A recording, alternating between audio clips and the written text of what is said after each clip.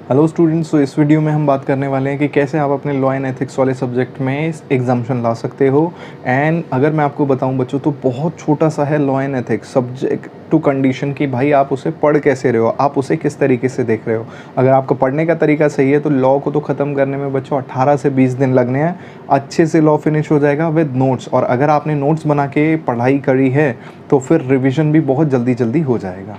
ठीक है, तो शुरू करते हैं कि किस तरीके से हम एग्जाम्शन से लाएं। उससे पहले हम इस वीडियो में क्या क्या करने वाले हैं, आपका स्टडी पैटर्न, आपकी study technique, exam pattern and time management.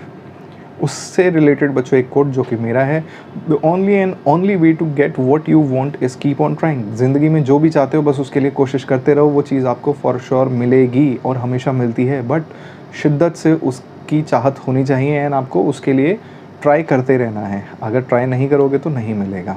ठीक है, तो अगर आपका कोई भी जानने वाला भाई बहन दोस्त जो 12th क्लास में पढ़ता है एंड अगर उसको कुछ करियर काउंसलिंग चाहिए whether related to arts, commerce और साइंस, तो वो इस नंबर पे कॉल कर सकता है। We will going to provide him or her free career counselling relating to their interest. ठीक है, related to their interest. So बात करते हैं अपनी इस वीडियो की किस तरीके से लॉ एंड एथिक्स में आप एग्जाम्शन ला सकते हो। तो सबसे पहली बात तो बच्चों ये, oh my God, law is boring and sleepy. मतलब लॉ एक ऐसा सब्जेक्ट है सर, जब नींद नहीं आती तब हम इसे पढ़ते हैं और ये बिल्कुल एकदम स्लीप सप्लीमेंट की तरह हमें मदद करता है और इसको पढ़ने के बाद हम सो जाते हैं। तो बेटा लॉ में कोई दिक्कत नहीं है, आपका पढ़ने का पैटर्न ख़राब है। जिस तरीके से आप एक हॉरर मूवी या कोई सी भी मूवी देखते हो और आपको एक क्यूरोसिटी होती है कि आगे क्या होगा, आगे क्या होगा, सस्पेंस मूवी, आप कभी लॉ को उस तरीके से पढ़ते ही नहीं हो। आप लॉ को पढ़ते हो कि थ्योरी के कुछ क्वेश्चन आएंगे जिन्हें अटेम्प्ट करना है, तो आप रट्टाफिकेशन बेसिस पे चले जाते हो। यही टेक्निक सबसे गलत है, वरना लॉ बिल्कुल भी बोरिंग नहीं है अगर आपके अंदर क्यूरोसिटी है तो। अब है नहीं तो जगानी पड़ेगी। क्यों? क्योंकि भाई एग्जाम्शन तो लानी है। ठीक है, so law is not at all boring or sleepy. Now work on your technique। किस तरीके स्मार्ट वर्क करना है। स्मार्ट वर्क मीन्स बच्चों कम टाइम ज़्यादा आउटपुट। हैंड रिटन नोट्स होने चाहिए, लॉ के लिए बहुत इंपॉर्टेंट है। लॉ क्या हर सब्जेक्ट के लिए इंपॉर्टेंट है, बट लॉ के लिए मोस्ट इंपॉर्टेंट है आपके हैंड रिटन नोट्स। उसके बाद लॉ को पढ़ते समय याद रखना है जनरल रूल कि बैठ के लेट के नहीं पढ़ना। एक तो सब्जेक्ट ऐसा और उसके बाद लेट के पढ़ रहे हो तो फिर क्या होगा।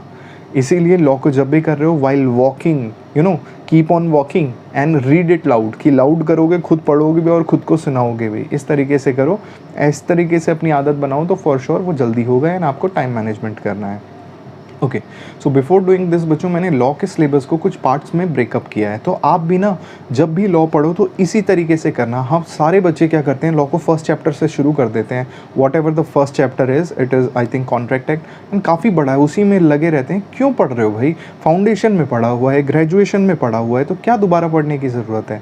सो जब भी आप लॉ पढ़ रहे हो तो start from your industrial law. Commercial law में हमारे पास कौन कौन सा आ गया? Contract act, partnership act, sales of goods act, negotiable instrument, ये 4 आ गए मेरे पास कमर्शियल लॉ में। उसके बाद इंडस्ट्रियल लॉ की बात करूं तो वो फैक्ट्रीज, पेंशन, वेजेस, ये सारे के सारे। Corporate law, companies act and LLP, ये दोनों कॉर्पोरेट बॉडीज़ होती हैं। एंड एथिक्स, पूरा एथिक्स हो गया। तो you have to start from industrial law. छोटे छोटे टॉपिक्स हैं, जल्दी जल्दी कवर होंगे, कम टाइम लगेगा एंड जब खुद पढ़ोगे तो पता चल जाएगा कि ये चीज़ एग्जाम ओरिएंटेड है या नहीं है। उसके बाद जब आपको लॉ की थोड़ी सी अंडरस्टैंडिंग बन जाएगी इंडस्ट्रियल लॉ करते हुए, फिर आप करो कंपनीज एक्ट या कॉर्पोरेट लॉ। कॉर्पोरेट लॉ में पहले कंपनीज एक्ट कर लो, बहुत बड़ा है, बहुत बड़ा है, बट एग्जाम के लिए इंपॉर्टेंट भी तो उतना है। अकेला चैप्टर 20 to 30 मार्क्स की कवरेज कर लेता है एंड समटाइम्स 40 मार्क्स का भी एग्जाम में आ रखा है। अब आप कहोगे सर 40 मार्क्स का आ ही नहीं सकता, तो कैसे नहीं आ सकता ये मैं अभी बताऊँगा। कॉर्पोरेट लॉ करने के बाद फिर एथिक्स करो, फिर घूम के जाओ आप कमर्शियल लॉ में। और कमर्शियल लॉ को भी रिवर्स में पढ़ना। रिवर्स बोले तो सबसे पहले उसमें पार्टनरशिप करना, फिर नेगोशिएबल इंस्ट्रूमेंट, फिर sales of goods and last में कॉन्ट्रैक्ट। ठीक है, so this should be your order of doing topics. अब मैंने कहा कि भाई कभी कभी ऐसा हुआ है कि 40 मार्क्स का आया हमारे एग्ज़ाम में, क्योंकि हमारा एग्ज़ाम 130 मार्क्स का टोटल होता है। क्यों? क्योंकि चॉइस क्वेश्चन आते हैं। सो सबसे पहले क्वेश्चन कहता है बच्चों एग्जाम पैटर्न के हिसाब से तो कि पहला क्वेश्चन आपको हमेशा कंपलसरी क्वेश्चन मिलेगा जो कि पूरा ऑब्जेक्टिव होगा 25 मार्क्स का। कैसे प्रिपेयर करना है आपको बच्चों? बुक से, बुक के में हर चैप्टर के बाद आपको ऑब्जेक्टिव क्वेश्चंस दे रखे हैं, वहाँ से करो, कुछ प्रीवियस ईयर के क्वेश्चन पेपर से करो एंड सिंपली बुक को एक बार पढ़ो, जहाँ जहाँ टेक्निकल वर्ड्स आएँ उनको अंडरलाइन कर लो। Now cracking the exam pattern, question number 2 to question number 8, अगले जो 7 क्वेश्चन है वो थ्योरी एंड कॉन्सेप्चुअल होते हैं। स्पेशली लॉ के लिए बच्चों अगर पेपर फ्यूचर में कंप्यूटर बेस्ड होते हैं तो आपको टाइपिंग आनी चाहिए, वरना लॉ का पेपर आपका उतना अच्छा नहीं जाएगा, ठीक है। सो नेक्स्ट जो क्वेश्चन है बच्चों, 15 marks each, total add ups to 105, and अगर टोटल एग्जाम की बात करें तो it will be of 130 marks. Now आपको कितने चाहिए, आपको 60 चाहिए, तो क्या 130 में से 60 लाना इजी नहीं है? बहुत इजी है।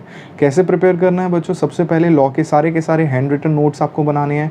नोट्स बनाने से पहले एक बार खुद उसको समझ लेना, और जब समझ लोगे तो उसको as it is word to word, para to para आपको नहीं करना है। फ्लो चार्ट्स बनाने हैं, एरो बनाने हैं, कुछ बॉक्सेस बनाने हैं, इस तरीके से बनाना ताकि सिर्फ टेक्निकल वर्ड्स को लिखो और उन वर्ड्स को समझते हुए ही आप अपना आंसर फ्रेम करो, ठीक है। Next, time it will take, तो एज आई टोल्ड यू सिर्फ 20 से 25 दिन लगने हैं बच्चों इसको करने में, इससे ज़्यादा दिन कहीं नहीं लगने लॉ को करने में। एंड 20 दिन में मैं ज़्यादा बता रहा हूँ, अगर आप शिद्दत से करो तो it can be completed in 20 days. And अगर आपको लगता है नहीं सर 2 घंटे दे के 20 दिन में नहीं हो सकता, so you can join my class. 20 दिन से पहले मैं आपको वो सिलेबस करवा दूंगा, सब्जेक्ट टू कंडीशन। कभी कभी 2 घंटे से ऊपर होगा, कभी कभी, rarely. Next, cracking the exam pattern. अगर मैं क्वेश्चंस देखूं बच्चों, तो क्वेश्चन जो कॉन्ट्रैक्ट एक्ट से है हमेशा, जो पहला क्वेश्चन हो गया वो तो ऑब्जेक्टिव है। क्वेश्चन नंबर 2 पार्ट ए की बात करूं, पार्ट बी की बात करूं, दोनों कॉन्ट्रैक्ट एक्ट से आते हैं। क्वेश्चन नंबर 3 में part A sales of goods act से आता है, and part B negotiable instrument act से। और ये बात मैं बता दूं बच्चों, ये जो चारों के चारों क्वेश्चन हैं, ये चारों क्वेश्चन लाइक क्वेश्चन नंबर 2 का part A B, question number 3 का ए एंड बी, ये चारों के चारों पोर्शन आपके केस स्टडी होते हैं, डायरेक्ट क्वेश्चंस नहीं होते हैं। सो केस स्टडी के लिए भी कुछ नहीं करना, आपको सारा का सारा पढ़ के रख लो।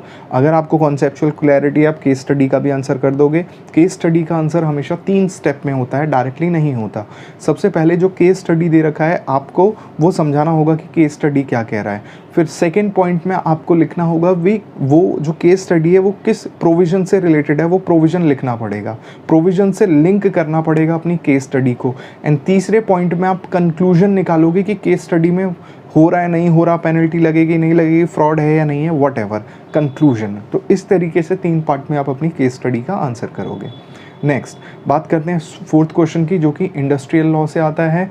इंडस्ट्रियल लॉ में बच्चों ढेर सारे एक्ट हैं, जिसमें वेजेस, फैक्ट्रीज़, जिसमें फैक्ट्रीज़ में से आने का काफ़ी ज़्यादा चांसेस होते हैं।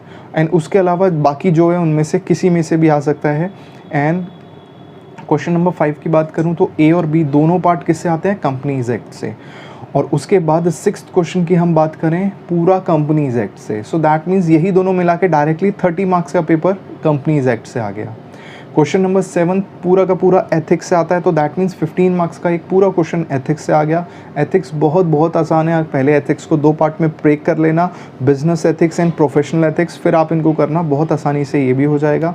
क्वेश्चन नंबर 8 में जो शॉर्ट नोट्स आते हैं 4 में से 3 मोस्ट प्रोबेबली आपके इंडस्ट्रियल लॉ में से रिलेटेड होते हैं। अब वो इंडस्ट्रियल लॉ 2 क्वेश्चन यहाँ पे और 3 क्वेश्चन, तो 5 चैप्टर में से कुछ भी आ सकता है, जिसमें से फैक्ट्रीज एक्ट में से आना कंपलसरी है, ठीक है। सो ये तो हमने देख लिया बच्चों कौन सा कितना इंपॉर्टेंट है। अगर मार्क्स वाइज देखूं, कंपनीज एक्ट सबसे इंपॉर्टेंट है, उसके बाद कॉन्ट्रैक्ट एक्ट सबसे इंपॉर्टेंट है। तो कंपनीज एंड कॉन्ट्रैक्ट मिलके ही टोटल ये तीनों टॉपिक्स ही ऑलमोस्ट 45 मार्क्स, अगर 100 का पेपर है, 130 मार्क्स का पेपर है, तो 60 मार्क्स सिर्फ यही चैप्टर्स कवर कर देते हैं, ठीक है। तो ये देख लिया बच्चों हमने प्रेफरेंस में देखो ऑर्डर मैंने आपको पहले ही बता दिया। अब आपको पता है इंडस्ट्रियल लॉ सारे चैप्टर से तो नहीं आएगा, लेकिन सारे चैप्टर हैं भी तो छोटे छोटे, जल्दी हो जाएंगे। तो हमेशा इंडस्ट्रियल लॉ पहले पढ़ना, फिर कॉर्पोरेट लॉ। ओके, अब देख लेते हैं बच्चों एग्जाम में क्या क्या आया है। Factories act exam point of view से सब कुछ इंपॉर्टेंट है, as I told you important सबके आगे मिलेगा, बट इस तरीके से आपको पढ़ने का पैटर्न रखना है। फैक्ट्रीज एक्ट पहले करो, फिर बोनस, लाइक पूरा का पूरा इंडस्ट्रियल एक्ट आपको पहले करना है, इंडस्ट्रियल लॉ पहले करना है, gratuity, wages, ESIC, EPF and miscellaneous provision, pension fund regulatory and development act. इसमें बच्चों EPF एंड मिसलिनियस प्रोविजन जो है ना, ये लीस्ट इंपॉर्टेंट है। यहाँ थोड़ा सा इसमें गड़बड़ हो गई, ये लीस्ट इंपॉर्टेंट है। Pension fund regulatory development is very important. EPF and miscellaneous provision आज तक एग्जाम में नहीं आया है, तो आप इसको स्किप भी कर सकते हो। अब कंपनीज एक्ट की बात करें, बहुत बड़ा है। पहले तो सर स्टार्टिंग है MOA, AOA, कैरेक्टरिस्टिक्स, जाने किस में केस लॉ दे दे। 90% चांसेस ये है कि कंपनीज एक्ट से केस लॉ CMA इंटर में नहीं देगा, लेकिन बाई चांस आ गया तो हर चीज़ से रिलेटेड कॉन्सेप्चुअल क्लैरिटी होनी चाहिए। फिर ढेर सारा आप पढ़ते हुए आओगे बच्चों, उसको पढ़ने के बाद फिर आप आओगे डायरेक्टर्स में। डायरेक्टर्स बहुत इंपॉर्टेंट है, 2 क्वेश्चन स्ट्रेट फॉरवर्ड 15 मार्क्स का डायरेक्टर से ही आएगा। तो डायरेक्टर की बात करूँ तो बच्चों, उसकी ड्यूटीज़, उसकी क्वालिफिकेशन, डिसक्वालिफिकेशन, पावर्स, रिस्पॉन्सिबिलिटीज़, ये सारे के सारे, उसके राइट्स, ये सारी की सारी चीज़ें, resignation, whatever related to director, सबका सब बहुत इंपॉर्टेंट है और बहुत छोटा है। इसी से रिलेटेड बच्चों एक वीडियो है जो मैंने यहाँ पे डायरेक्टर से रिलेटेड 2 वीडियोस डाली हैं, जो कि ऑलमोस्ट आपका पूरा का पूरा 30 मार्क्स का सिलेबस कवर कर देगी 3 घंटों में अराउंड। सो उसको आप देख लेना, डिस्क्रिप्शन बॉक्स में दे रखा है मैंने। कंपनीज एक्ट के बाद आता है बच्चों LLP कहता है any provision, very important. LLP में से भी कुछ भी आ सकता है, बट LLP आप देखोगे चैप्टर बहुत बड़ा है, लेकिन नॉर्मली देखोगे तो काफ़ी ज़्यादा चीज़ें LLP में होती नहीं है पढ़ने लायक। बस एक कन्वर्जन वाला है, वो ज़रूर याद रखना, चाहे वो LLP का हो या कंपनीज एक्ट का, private to public, public to private, section 8 to private, etcetera. Now ethics में business ethics and professional ethics का ब्रेकअप करके चलना और इस तरीके से इसको पढ़ना। लास्ट में फिर ये होने के बाद contract act, sales of goods act, negotiable instrument act and partnership act. इसमें से भी बच्चों पार्टनरशिप एक्ट जो है वो लीस्ट इंपॉर्टेंट है। पार्टनरशिप में बस इतना सा पढ़ लेना, rights, duties and types of partner, इसी में आपका पार्टनरशिप खत्म हो जाएगा और इसी से रिलेटेड आपके एग्जाम में आएगा अगर कुछ आया। पिछले 6-7 अटेम्प्ट में सिर्फ एक ही बार राइट ऑफ पार्टनर आया, राइट ऑफ रिटायरिंग पार्टनर, वो भी एक बार आ रखा है। So chances are very less. So अगर कोई बच्चा जिसको चाहता है कि भाई लॉ अच्छे से प्रिपेयर नहीं होनी और मेरे को नहीं हो रही है और मुझे 20 दिन में अपनी लॉ प्रिपेयर करनी है, बच्चों बहुत अच्छे से विद नोट्स आपकी लॉ प्रिपेयर हो जाएगी। बस आपको क्या करना है, आपको क्लासेस ज्वाइन करनी है। क्लासेस में आपको बच्चों वीडियो क्लास भी मिलेगी, लाइव वीडियो क्लास होगी, सेम टू सेम उसकी रिकॉर्डिंग भी आपको मिलेगी with all the notes. And law में नोट्स बहुत ज़्यादा इंपॉर्टेंट है, प्लस मॉक टेस्ट। अगर if any student is interested, he she can call on this number and आप अपने आप को रजिस्टर करवाइए। आने वाले कुछ दिनों में ही हम अपना नया बैच शुरू कर रहे हैं, ठीक है। बहुत अच्छा है बच्चों, कुछ बहुत मार्जिनल सी फीस में अगर आपको 20 दिन में एक पूरा सब्जेक्ट कवर हो रहा है तो it is a very good deal for you. वरना आपको खुद पता है कितना टाइम लगता है, कितना टाइम आप लगाते हो या फिर दूसरे टीचर्स जो करवाते हैं। मैं ये नहीं कह रहा कि वो गलत करवाते हैं, लेकिन कहीं ना कहीं वो एग्ज़ाम ओरिएंटेड करवाने की जगह सब कुछ करवा देते हैं। तो लिमिटेड पढ़ो, क्वालिटी वाला पढ़ो, क्वालिटी कंटेंट पढ़ो, क्वालिटी हाई रखो, क्वांटिटी हाई मत रखो, ठीक है। इस वीडियो में बस इतना ही है बच्चों। Thank you so much for watching the video and please share it, like it, and जितने भी CMA स्टूडेंट्स हैं उनको ज़रूर ये वीडियो दिखा देना। Thank you, bye.